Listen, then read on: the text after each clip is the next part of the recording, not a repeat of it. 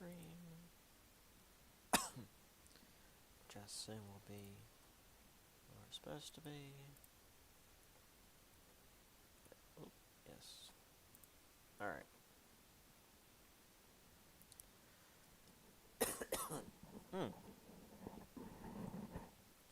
Alright. So, yeah, let's just start. Let me find the thing here.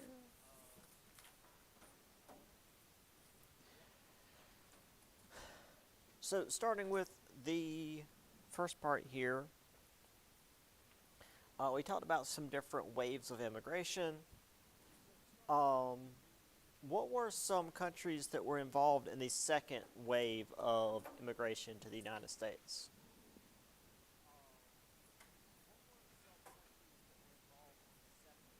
Just name me some countries that were part of the second wave of immigration into the United States. No, that was the first wave.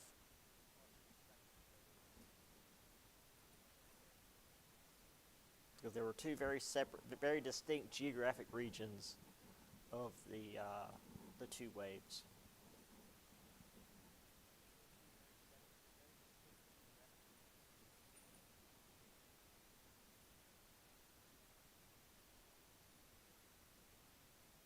Hmm? No, this is Europe specifically.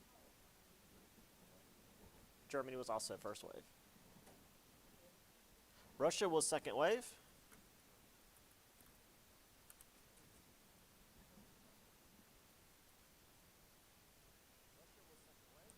We're looking at northwestern Europe in the first wave versus southeastern Europe in the second wave. And that led to a lot of issues with people in the second wave, which we'll look at more in the next chapter.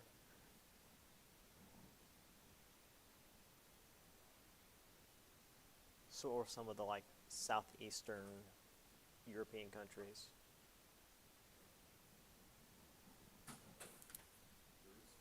Greece was one, yep. What is another one that is? Yes, I was gonna say that was. These are actually the three main ones that are on the test. Um, the way I have this question set up is multiple choice, and which one is not one of the second wave, and the other one is one that is clearly not in southeastern Europe. You just need a really basic knowledge of Europe for this one. Uh, it's about as far west in Europe as you can get. So yeah, Russia, Greece, and Italy are more second wave, whereas in first wave it was Western Europe. Bless you. Bless you. Okay. Um, in addition to the immigrants, where did most of the industrial workers come from? So within the United States, what group of people became industrial workers? Well, yes, but as far as like, there were also uh, white people in the same group that became industrial workers. They did a different job before they became industrial workers.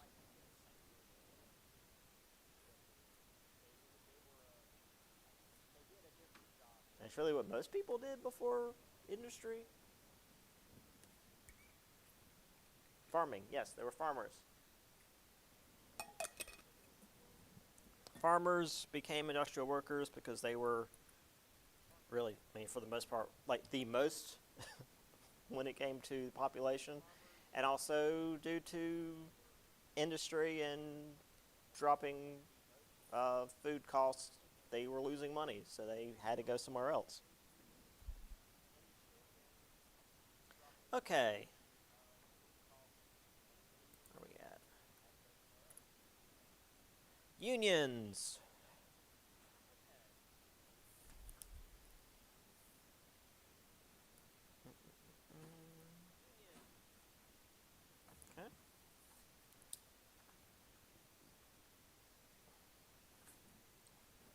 Um,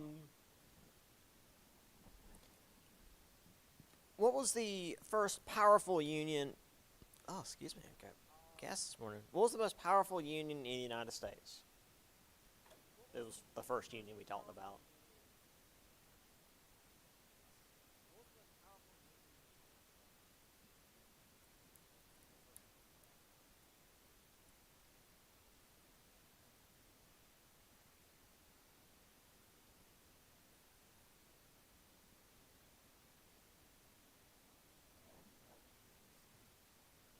It was the first major powerful union we had in the U.S. Yes, the Knights of Labor.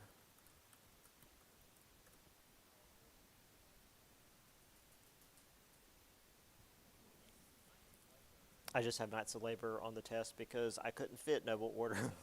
It would go to the next line and that would mess everything up.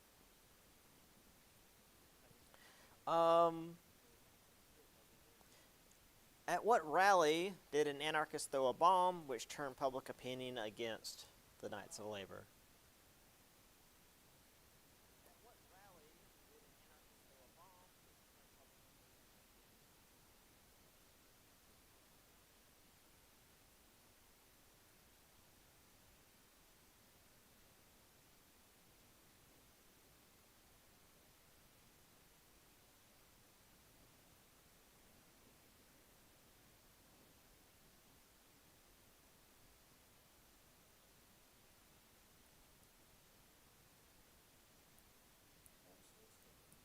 No, this is before Homestead. This was right after the Knights of Labor in the notes.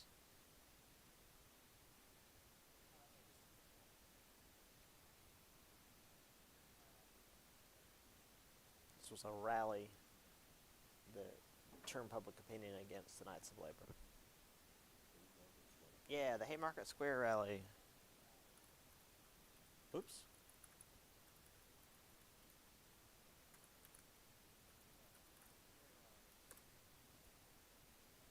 I'm used to typing standing up.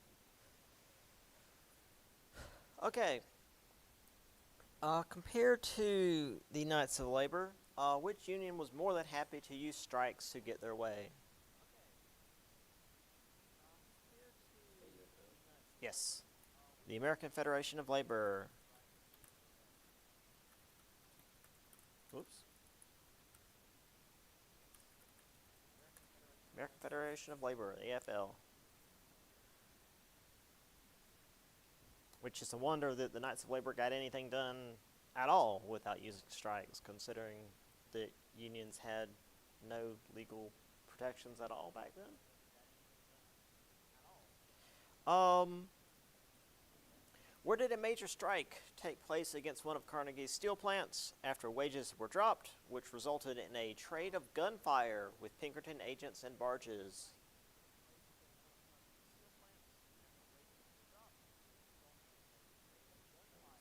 That one's the Homestead strike, yes.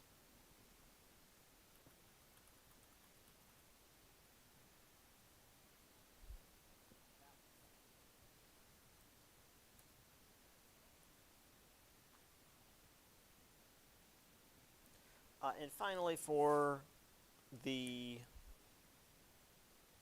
unions and the strikes, which businessman dealt with a strike after lowering wages but leaving rent the way it was, and used federal troops to take care of the problem?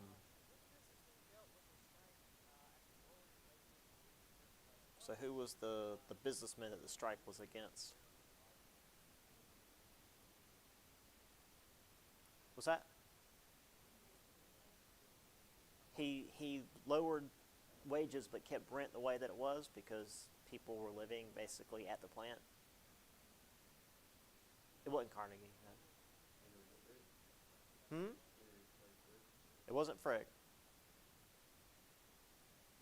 No, this was a different guy. We talked about it was a strike. It was after the Homestead strike.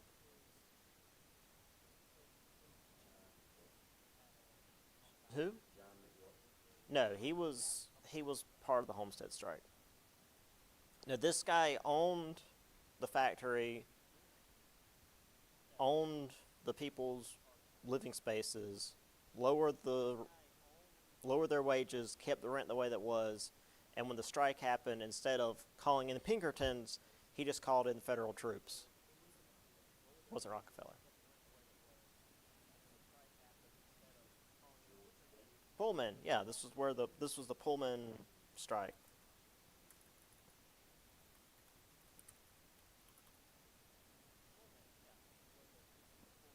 Yep, the Pullman Palace Car Company was the business.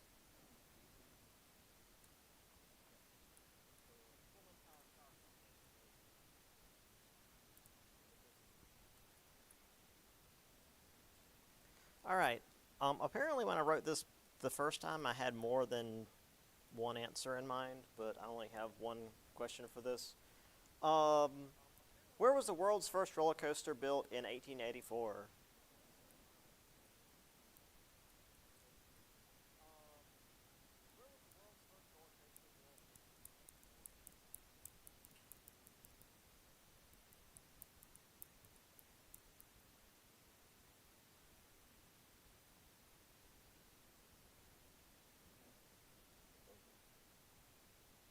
Wasn't I? It was. I think it was near Brooklyn, but that's not the name of the place that it was at.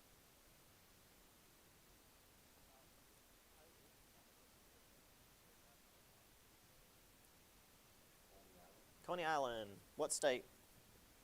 Yes, Coney Island, New York.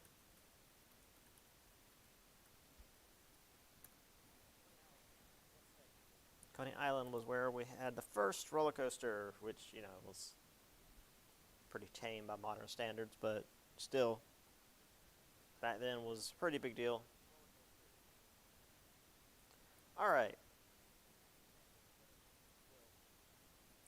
What was the name of the political party that formed after the failure of the Grangers to achieve certain legislation on behalf of farmers? The Populist. Yeah, I've got it there in the question, but on the test, that's the answer you're looking for. So yeah, the like I said, we were going over the notes.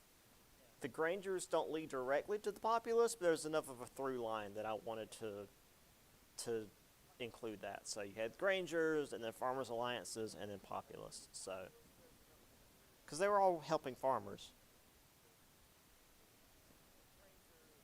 Speaking of the Populists, we've only really got one thing during their time in power. Who led a group of disgruntled farmers and miners into Washington, D.C. to call for federal public works to counter the Depression in 1894, only to find himself arrested for trespassing?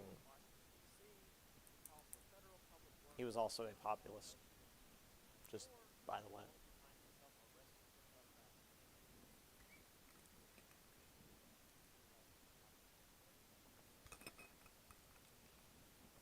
He led a march on Washington in 1894, sorry. Yeah, Coxey, Jacob Coxey. And this, in addition to the Pullman thing, um, proved that Cleveland wasn't exactly there to help the people. All right. On to, doggone it, did it again. On to the next section. All right. I don't know where else to put this, so I'm just going to stick this at the start. By the 1880s, what group of immigrants was completely banned from entering the United States? Chinese. Because while we did have that, like 2 chapters or 2 or 3 chapters ago, it was brought up again in these chapters, so I figured we'd include it again. Um, what was the name for groups that came about around the turn of the century to help immigrants adjust to the United States, as well as providing certain levels of care for them. So these were groups that, they were typically groups of immigrants that were already there. They were helping newer immigrants that showed up in the United States.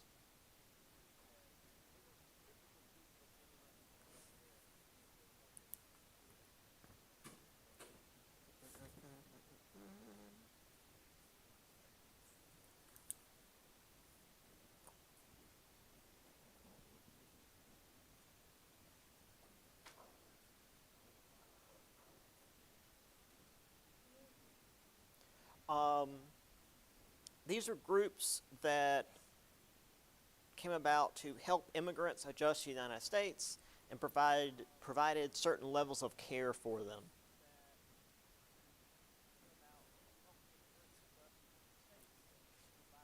We had a lot of examples, um, like they would provide insurance, and like one started as like a cemetery, and it even got to where they had ballrooms and sporting events and stuff.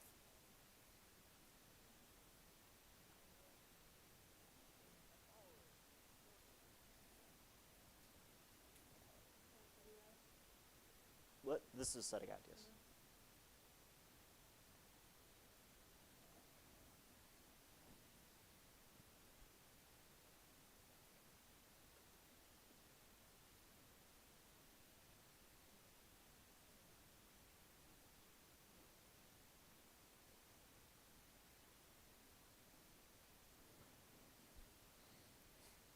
And there should be um, versions of the PowerPoints on Blackboard that have like OL behind them that have all the images taken off so you can review them more easily. Just FYI.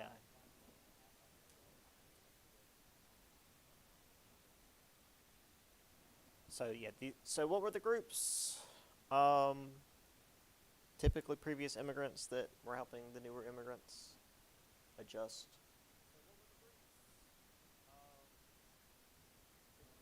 This was pretty early in uh, chapter 18, I believe it was. Yeah.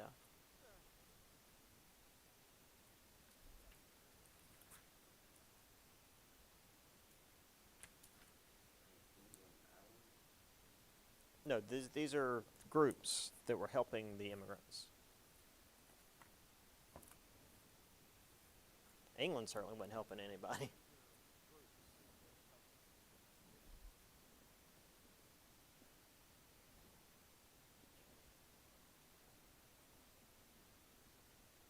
I mean, it's not specific.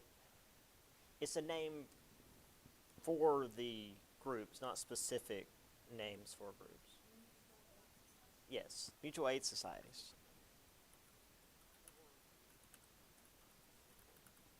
Oops.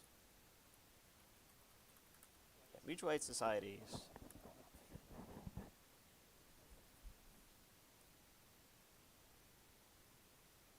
And as far as keeping in contact, um, in what language were foreign language newspapers most often printed in?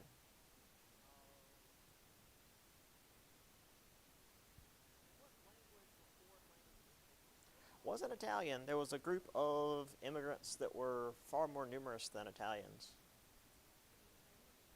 Mm-mm. I had that graph that showed like numbers of immigrants, and there was one that was way more than everybody else. Hmm? Germans. There was way more Germans than really like the next two put together. Bless you. See a lot of German foreign language newspapers, and like I said, there's still like regions of America that they speak German, which is kind of weird, but that's the thing. Um, let's see.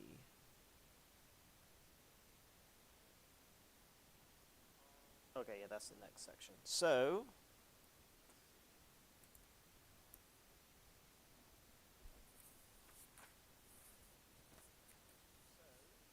think I've got the crime thing. Yeah, I don't have a crime thing. So, what was the term for neighborhoods that were segregated from the rest of the city, typically consisting of a single racial, ethnic, or class group? Ghettos.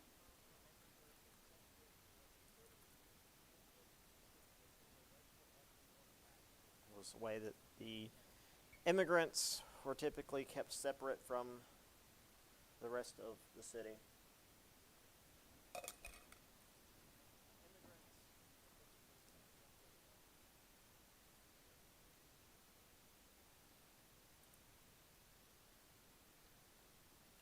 Um.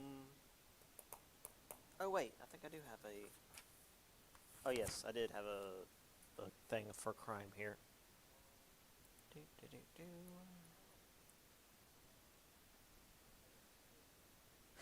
So, compared to the mafia, which is typically that's often associated with the Italians, but really any European group can have that. What was the name for organized Chinese crime in cities like New York and San Francisco around the turn of the century? Tongs, yes. Chinese Tongs were their organized crime groups.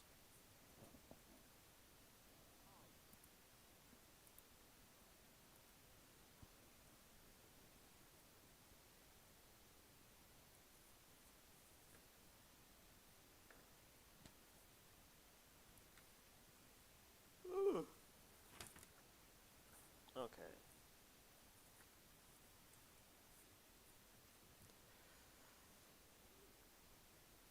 So,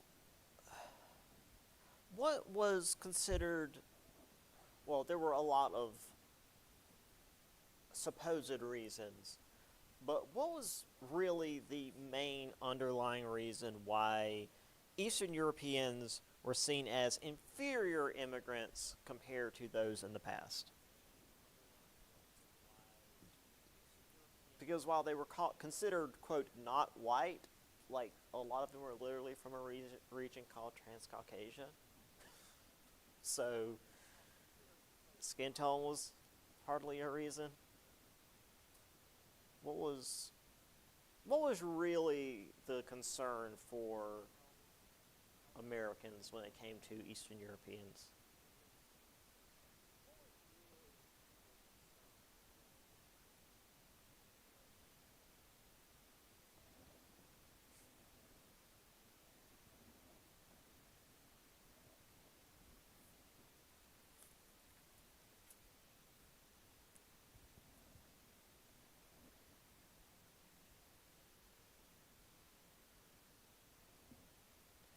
Well, I mean, there's that, but like there was one specific aspect of these people that were coming over that concerned what Americans felt was the established norm of America.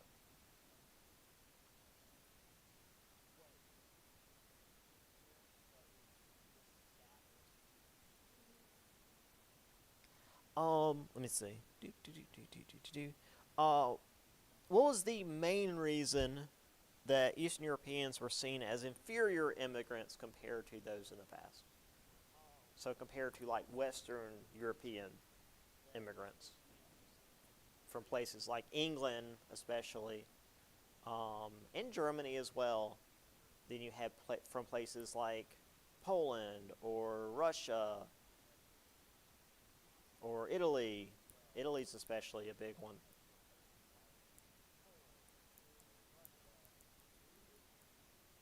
Well, that's a later that's more of a broad aspect again. Um, uh, how do it's hard to say this without giving it away.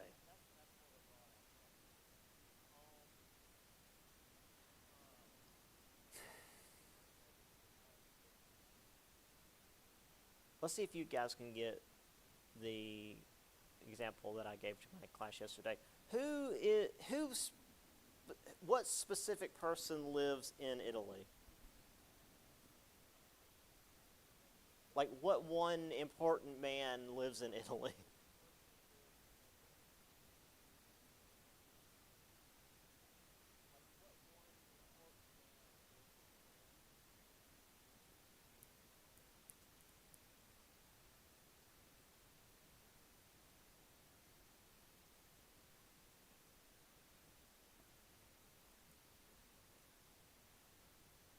specifically Rome?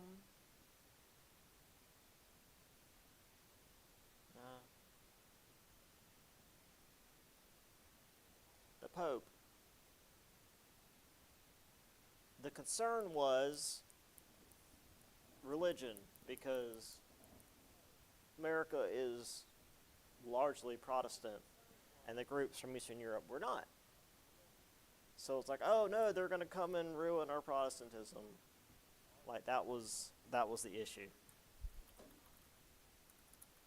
Oops. That was literally what it was. And on that note, the next question is, what were the two major religious groups that were coming with these wave of immigrants that were seen as clashing with the mostly Protestant U.S.? Catholics. And what's the other group that is always being mistreated when it comes to religion? Always the Jews. Okay. Let's see. What else do we have?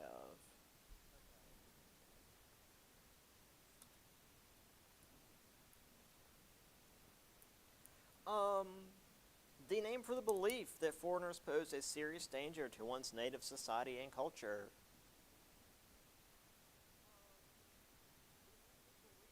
Yes, I was going to say, I know you answered that just a minute ago. Nativism. I mean, you were technically right, like that was what that would have been about, but it wasn't specifically what I was looking for. But yes, that's what it is. And on the back of nativism,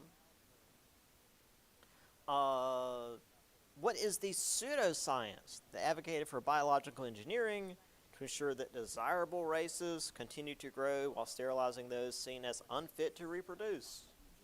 Eugenics. Which is somehow still a thing.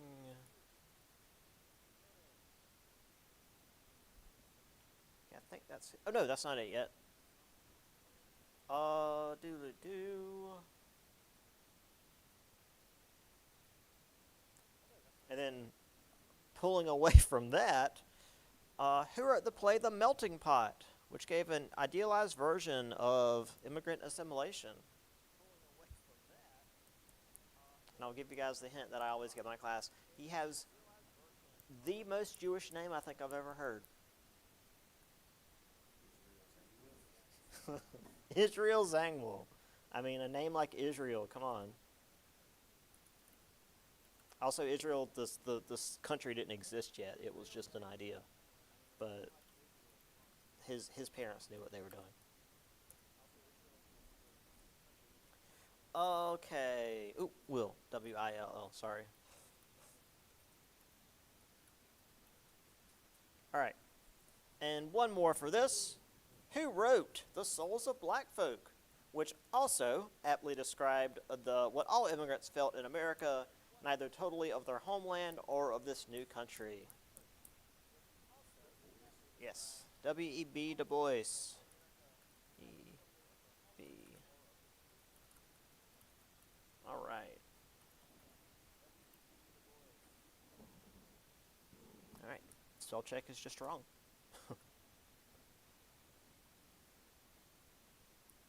Okay, on to city stuff.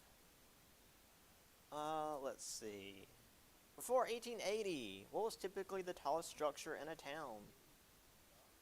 Yes, church steeple. Because as I specifically said in the notes, it's like you don't really need to put people in there, so it's ornamental.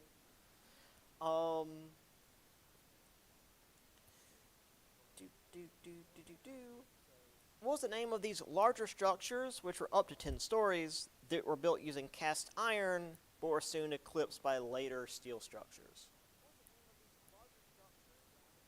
Yeah, cloud scrapers. I wanted to include that because they didn't exist for very long, and you never hear about that. I'd never heard about it before teaching this class, and even Spellcheck doesn't believe it, so I don't know. I thought it was neat. After the advent of structural steel, what major bridge helped New York expand its influence across water? What's the big important bridge in New York? The Brooklyn Bridge.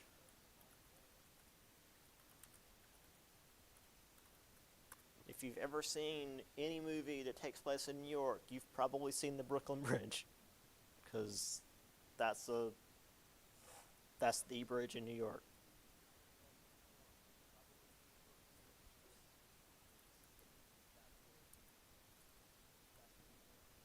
All right.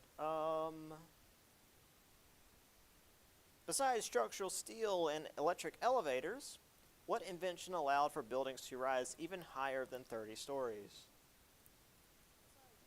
So this was important. Specifically, this was important in allowing people to live higher than 30 stories in cities like New York.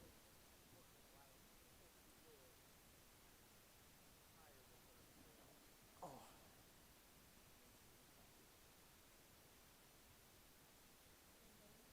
yes, radiators, because they would freeze otherwise. And before then, like the major way to heat a room was a fireplace, and you didn't want a fireplace on every floor for 30 floors. Because besides everyone burning to death, if that didn't happen, you would get a whole lot of suffocation going on. So, yeah, radiators were really important, actually. Do I have any more? Oh, no, this is still city stuff, so there's still a lot more. Great. What was the name for of a bleh, try that again. The name of a dwelling legally defined as having three or more families and was often the staple of inner city life for immigrants. Tenement.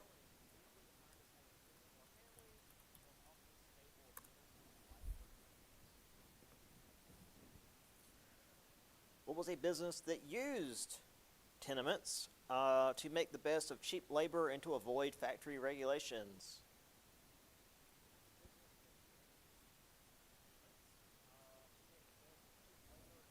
That was often what they made, but this was a the name for the type of business that would use tenements. Sweatshops. Yeah. It's a term today that it doesn't exactly mean that anymore. It's more just the avoiding factory regulations.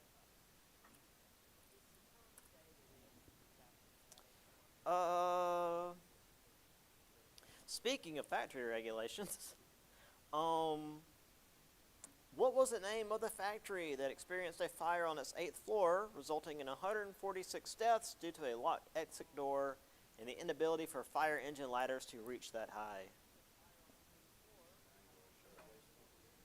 Triangle Shirtwaist. Shirtwaist Company. Whenever I read that, I always say factory for some reason, but it doesn't matter as long as you get Triangle Shirtwaist. All right, just a couple more, and then we can move on to the final chapter. Disease was, of course, a major issue in the cramped cities. It's been a major issue since we've ever had cities. What utility would massively improve conditions if the cities could properly supply everyone? Running water. That's always the big deal when it comes to at least reducing disease, especially when you have cramped conditions in cities and whatnot. And the final one. What was the name of the men sitting atop the political machines that ran cities in order to suit their own needs? Their title, not I'm not asking about Boss Tweed, for example.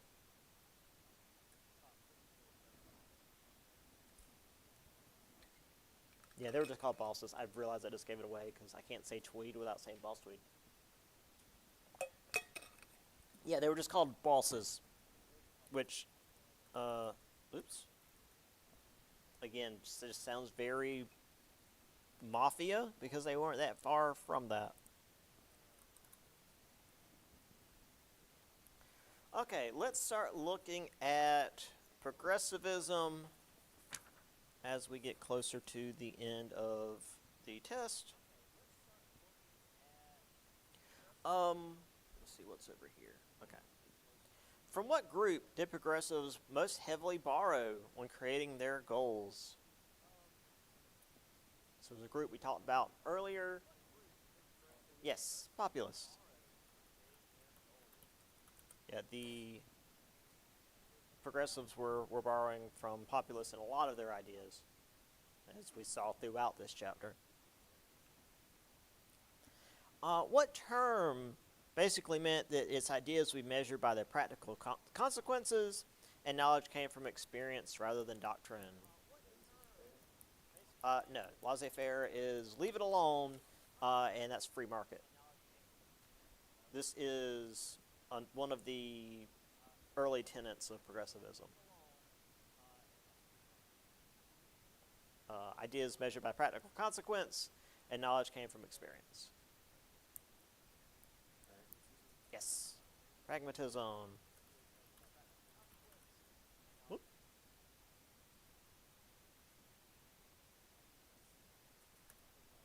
Yeah, laissez-faire was something that progressives were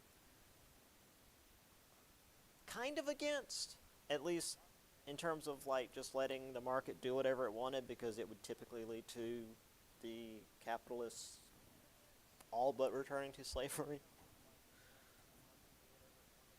What was the name of the religious movement that had pastors like Walter Rauschenbusch telling Christians to follow the teachings of Christ and work among the poor?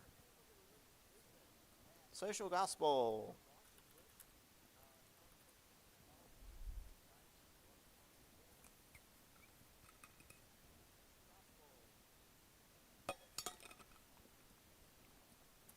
All right. How about the name for the investigative journalists at the turn of the century who often exposed government corruption and shady corporate business practices?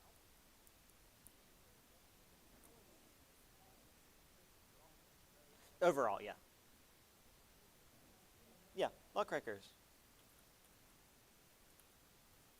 Yeah, we did talk about a bunch of specific individuals. We will go back to one of them a little bit later. And finally, for this section, what group, which was founded back in 1847, found new life during the era of progressivism, and specifically raised qualifications for those practicing medicine?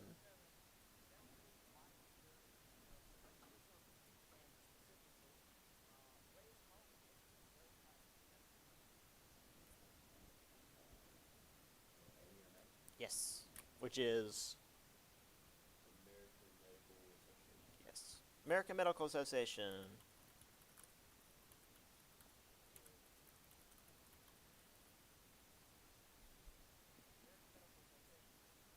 I didn't think that you just had AMA, but just wanted to be sure. Yeah, AMA, American Medical Association. All right. So, women and progressivism. Let's see. Who built the first settlement house in the United States? Jane Addams. Whoops. Two D's, not three. Um, and what was the name of this settlement house? Hull House. Yes.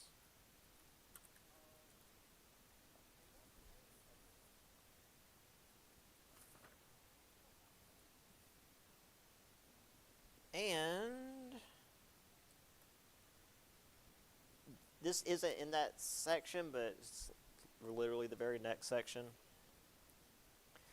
Which amendment passed in 1919 gave women the right to vote?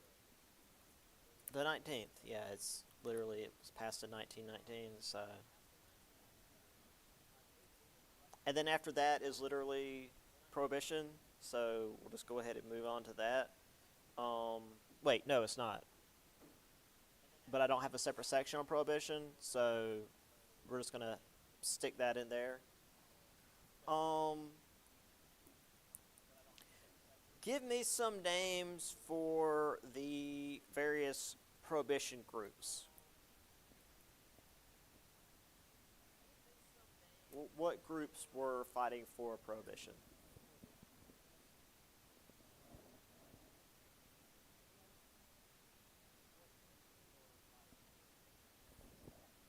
Close. No, the not suffrage. That was the 19th Amendment. We're just talking about prohibition,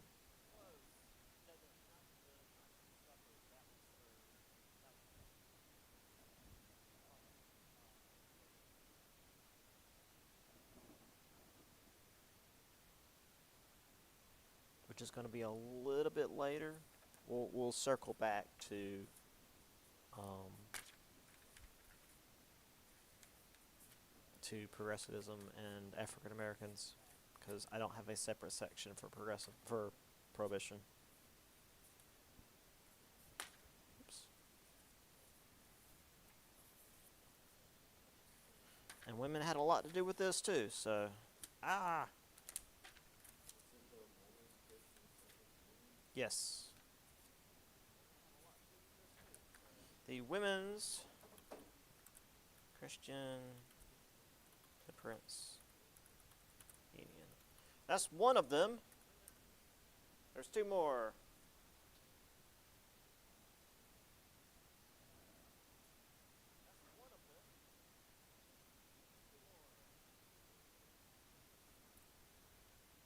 This is another instance of I'm going to give you four, and one of them is incorrect, and you just got to tell me which one is not correct. So, two more.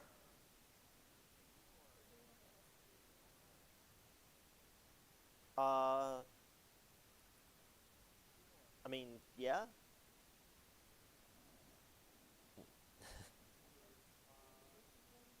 The what? Yeah, the Prohibition Party.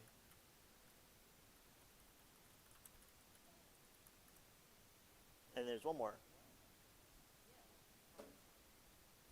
This is one that I said the name is a bit more fun because it sounds like we're in the Old West. Yeah, Anti-Saloon League. Even though it's anti-saloon, it at least is talking about saloons. So yeah, these are the prohibition groups. And while talking about social control, what was the common name for the 1910 White Slave Trade Act? Which again is a weird name for a thing that was supposed to, quote, protect the virtue of young women because of the last name of the senator who proposed it.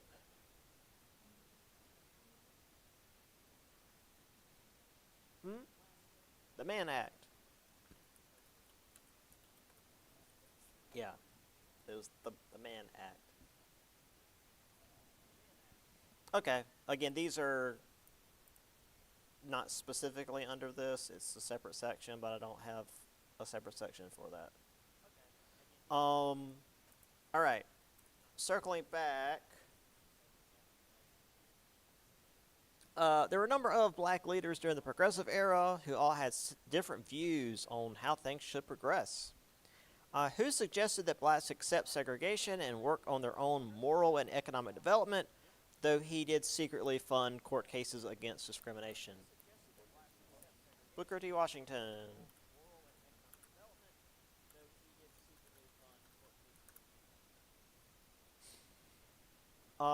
Who wrote for the Free Press newspaper, investigated lynching, and had their newspaper building burned down for the trouble?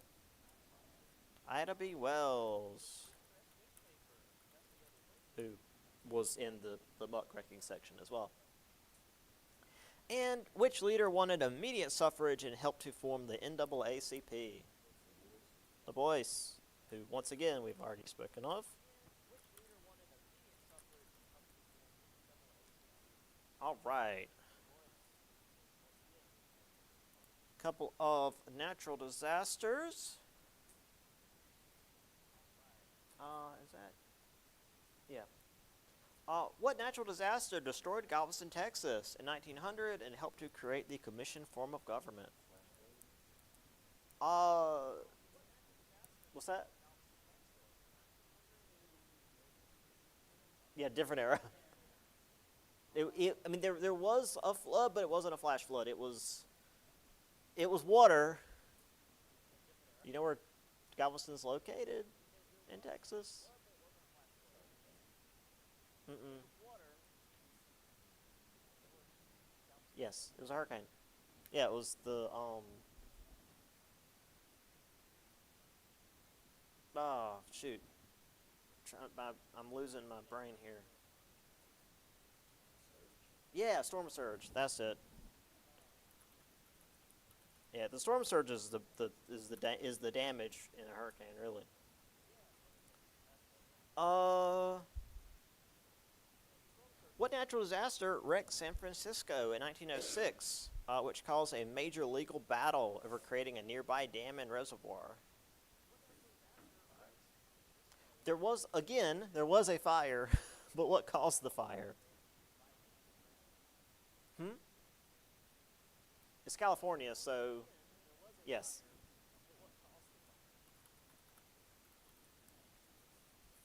Yeah, this wasn't a wildfire. This was just an earthquake that tore up the natural gas lines and set everything on fire. That said, what was the name of the valley that was dammed in response to the earthquake in San Francisco?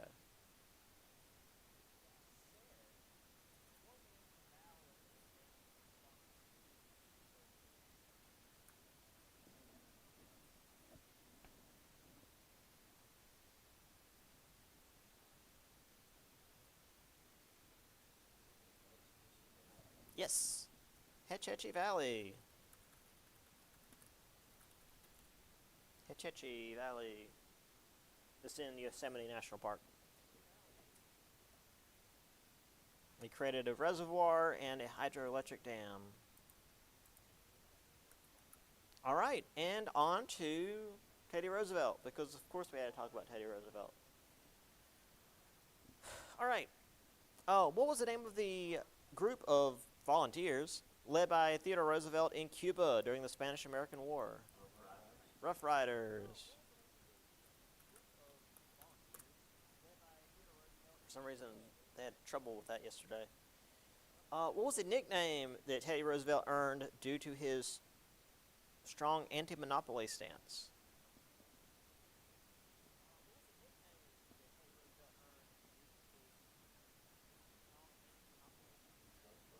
Yeah, Trustbuster.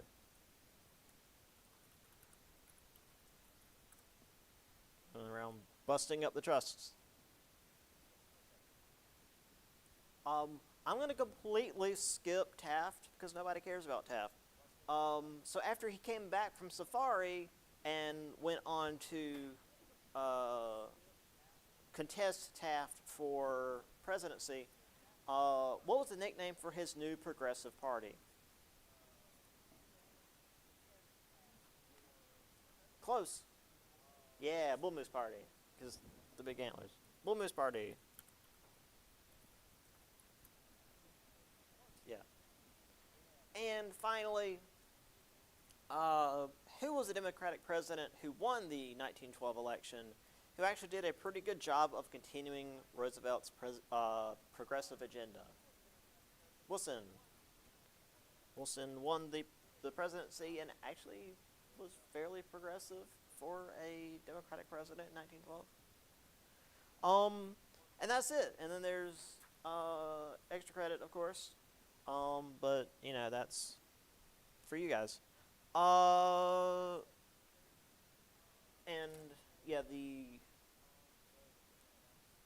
extra credit is pretty heavily relegated towards the end. Um. Anyway, that's it. Test is on Monday. You got any questions? Um, If you can't make it in for the test, y'all can do it when you get back. Just let me know.